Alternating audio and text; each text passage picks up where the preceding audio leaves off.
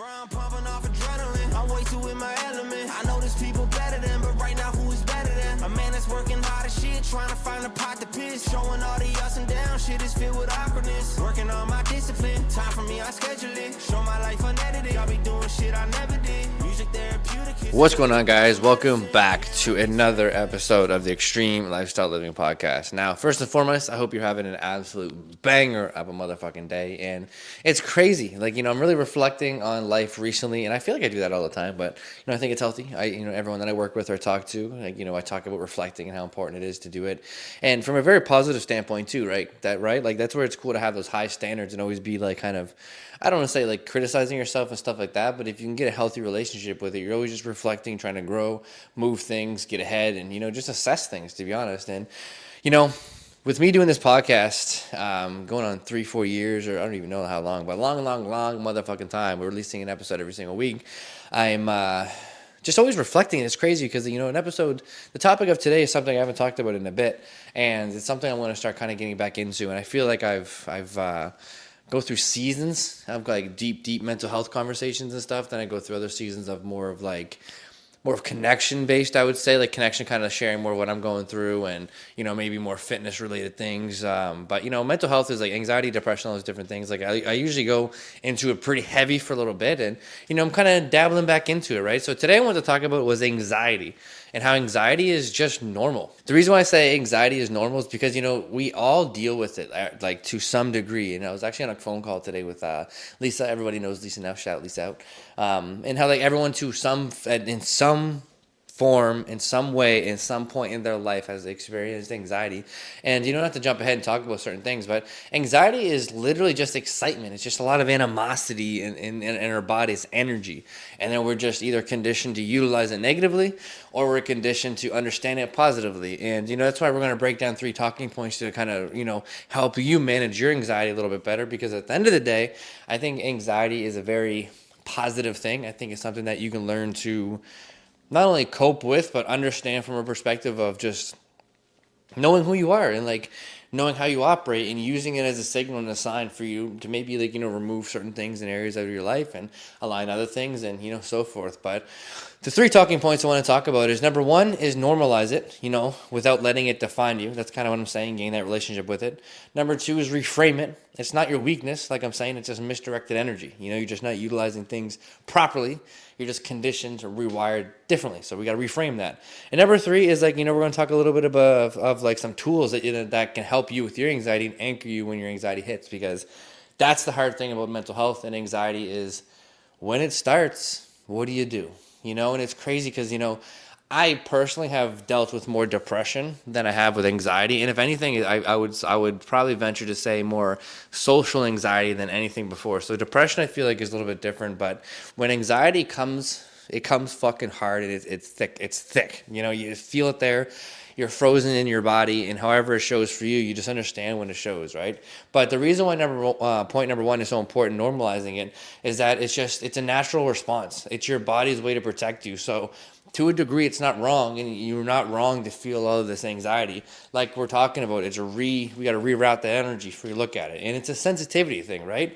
It doesn't mean you're broken or you're weak. It doesn't mean anything's wrong with you. It's just a sensitivity thing. Some people have very, very strong sensitivity to anxiety where they don't ever really feel it. Some people are just like that. Some people are a little bit more sensitive. And there's many factors that go into it, but you got to understand that everyone feels it. What matters is what you do with it and how you operate it. That's the biggest thing we're talking about here, right? So regardless of how you get it, where it's at, if it's social, if it's internal, if it's however it showcases in your life, just understand it's normal. Everybody feels it. And the biggest part about it, what you got to do now is make sure you don't define yourself with your anxiety, but more so use it to your benefit, which leads me to point number 2. Let's reframe it. It's not a weakness. It's just misdirected energy, like we're saying. So how do we direct that energy in a positive manner? And the good thing about it is that it's energy. So it's actually your body's telling you something. And I think that's very, very positive, because if you've ever battled with depression or very low energy or lack of motivation and stuff, it gets very difficult to feel energy at all. It's very low, gloomy days, and you sleep all the time, and it's very different. But it's I don't want to go on a tangent on it, but if you understand it, you do, and if you don't, just understand anxiety is a lot of energy, so we have something to use. Depression is a little bit of the opposite. It's like you have no energy, no motivation, can't do anything. So at least with anxiety, you have it. So you have to just direct it and use it. You know, it's a little bit different in understanding it. I'm not saying one or the other is better or harder to understand or deal with it, but regardless, I'm just using it to paint that picture for you. And to be honest, this is the thing that changed my life the most with anxiety is 90% of the time, anxiety often is excitement masked, just simply masked by fear of judgment, fear of failure, or just like that worst case scenario and then you die. You know, you're just like, oh my God, like if I try to speak up and I'm in the class and they ask me what the answer is, I know it, and I say it, and I get it wrong. Like, it's just like, oh, people are going to judge me. I'm going to look stupid. I'm going to die. Little things like that is just where it comes into play because it's like you just think of the worst case scenario. And, whether that's even like with your friends, your partners, you're at the gym, you're asking for a spot. Like, it's all these little interactions that your anxiety comes out. But it's just excitement. It's truly just excitement for the fact that you're willing to live your life. That's why it's so important for you to be able to understand the positive relationship with it. Because, for me, for an example, when I was a kid, like I can remember, I was very bubbly. I was very out there, had a lot of energy, and I was just like always just bouncing off the walls. I was like Sonic the Hedgehog, just fucking flying all over the place. But then, obviously things happened, and I just became more introverted, and that's when depression kind of came in. And if you've been here for a while, you've kind of understand why. But nonetheless, like I just was very like that. So as I became more reserved as a kid and grew into like an adult and like a teenager and kind of started getting older, I had a lot of anxiety. That's why social anxiety became a big thing because I was just like fearful. I was always just super, super scared. And my biggest thing was I was super insecure with who I was. And, I just think it was just like a huge, just like feeling the anxiety and just being super, super like misguided in terms of how I use that energy. And, when you gain a relationship and understand it's excitement, like prime example, if you're one of my clients listening, I always say like, caring is your superpower because you give a fuck, so anxiety is energy in a positive way where if you listen to it to a degree, you're gonna like be like, your anxiety to go to the party is more so excitement because you get to hang out with a lot of people.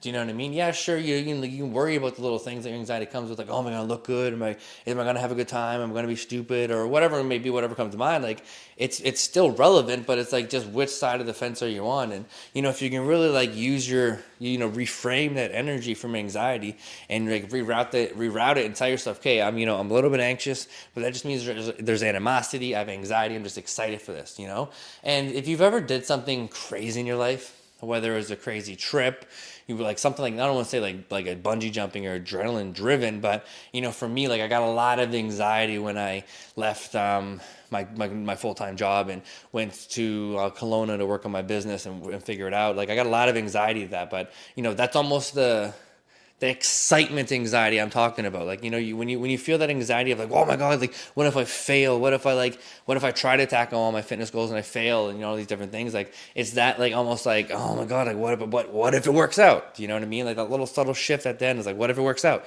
What if I do get the best case scenario? What if I do exceed my expectations? And it's a subtle shift in channel of energy that you just got to change on the perspective. Do you know what I mean? But to not go on a too long-winded rant, like we all struggle with anxiety, and at the end of the day, it's rerouted to be some type of excitement feedback for you.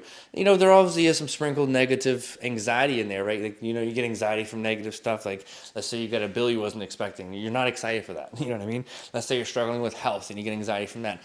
You're not excited about that. Do you know what I mean? Let's say like actual negative things, someone hurts your feelings or X, Y, and Z, or whatever it may happen. Whatever the situation may be, it's not all positive, but at the end of the day, it's still a feedback loop that you got to condition to make sure that when it is negative, that is the only time you're allowing it to be negative. Do you know what I'm saying? Because the world's not perfect.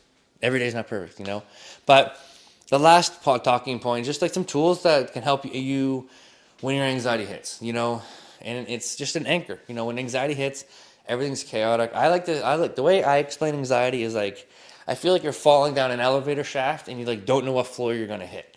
And that floor is going to have its own level of anxiety and things like that. And you just don't know where you're going to stop. Is it going to be 1, 2 floors? Is it going to be a fucking skyscraper, fucking condo with 400 floors? Who fucking knows? But, short-term tools to help you is like, walking outside, going for a quick 5-10 minute walk. Because anxiety is energy, right? You got to move your body. Working out is the best, in my opinion. grounding techniques and like breath work is like something you could do as well, but that's when you get into that territory where you really got to commit to the, I don't know if I say commit to them, but it's quote unquote heebie-jeebie, hooky spooky spiritual stuff, but it works. Grounding is one of my favorite things, and that's why going for a walk is really, really important, because when you go for walks, like I like to touch the trees, like, you know, we have a little bit of ponds around our house. I put my hands in the water, like, you know, just be really, grounding is just being grounded on the ground, getting rid of your electronics, being away from anything, and just being super present within the moment. And breath work is just focusing on your breathing. You don't need to know a crazy technique like, or inhale for 4, hold for 7, release for 5. You don't got to do any of these crazy things. Just be aware of it, be conscious of it, so you can gain it. Anxiety, you usually start to hyperventilate, go crazy in those regards, right? But, you know, long term, if you like honestly get like a lot of anxiety, like focus on your consistent routine. You know what I mean? Make sure your routines are intact. You know, that's why I talk a lot about routines and habits and systems if you're one of my clients, because those are what give you the foundation of knowing where you're at in time and space. Also, clear purpose. Like, make sure you know where you're going at life, because you can have a lot of anxiety just from animosity, from lack of purpose, lack of drive, lack of knowing where you're going, and it is hard. Do you know what I mean? So it's like you really got to make sure that you have goals, and that's where you got to, you know, focus on movement goals, like, you know, whether it's even just step goals and getting that every day, all the way down to like bodybuilding shows, Spartan races, high rocks, whatever it may be. But, you know, even if you want to get like a trainer, a mentorship or something, just something that's going to give you the long-term vision. But, you know, the idea, if you will, is like you got to build the systems and the routines before you get hit with these storms of anxiety, so you don't get lost in the storm and then, you know, you're all over the place, you know. But other than that, that's it. That's all I have for anxiety. And, you know, I'm really excited to get back and kind of some more of these mental health side of things, because it is honestly my passion. I fucking can talk about it forever, because for something like anxiety, depression, like in every other mental health disorder, not even disorder, it makes it seem like there's like you got something wrong with you, which you don't. You just got it's a different type of car. You know, you think you're driving a Honda, maybe you got a Civic, or maybe you got a fucking Toyota. There's no difference. It's just different type of car. We're all going the same place, so we're all got the same mind frames. But you know, when it comes to it, the weight of it's heavy. You know, and when you are in the storm, being burdened by all the anxiety, it is ridiculously hard to try to find the faith and the hope to get out of those areas, right? Which is why I have so much energy talking about them, because to be this so far on the other side of them is just honestly amazing. So it's amazing just to be there, you know, to be able to sit here and talk about it so confidently. So I love it. But other than that, I hope you guys have the best day of your guys' motherfucking lives, and I appreciate you guys for tuning in, and we'll see you in the next episode. Let's get it. Brown pumping off adrenaline. I'm way too in my element. I know there's people better than, but right now who is better than? A man that's working hard as shit, trying to find a pot to piss. Showing all the ups and downs, shit is filled with awkwardness. Working on my discipline, time for me, I schedule it. Show my life unedited. I be doing shit I never did.